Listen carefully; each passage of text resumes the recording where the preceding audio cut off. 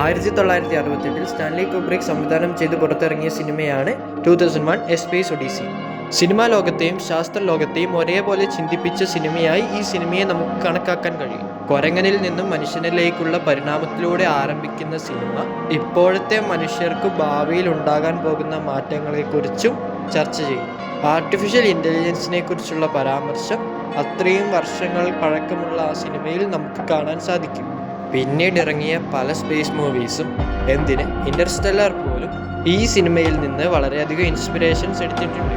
ഇത്രയും പഴക്കമുള്ള സിനിമ ഈ കാലത്ത് കാണുമ്പോഴും ഒരു വിഷ്വൽ ട്രീറ്റ് തന്നെ നമുക്ക് സിനിമ സമ്മാനിക്കും. സിനിമയെ കുറിച്ചുള്ള മറ്റൊരു ഇൻട്രസ്റ്റിംഗ് ഫാക്റ്റ് എന്താണെന്ന് വെച്ചാൽ, ഈ സിനിമയിലെ സെറ്റുകൾ അത്രത്തോളം യുണീക്ക് ആവണമെന്ന ഉദ്ദേശത്തോടെ സ്റ്റാൻലി കുബ്രിക് എന്ന ഡയറക്ടർ സിനിമ പൂർത്തിയാക്കിയ ഉടനെ സിനിമയുടെ സെറ്റുകൾ ഫുള്ളായിട്ട് നശിപ്പിച്ച് കളയുകയാണ് ഉണ്ടായത്, മറ്റ് സിനിമകൾ ഷൂട്ട് ചെയ്യാൻ വിട്ടുകൊടുക്കുന്നതിന് പകരം.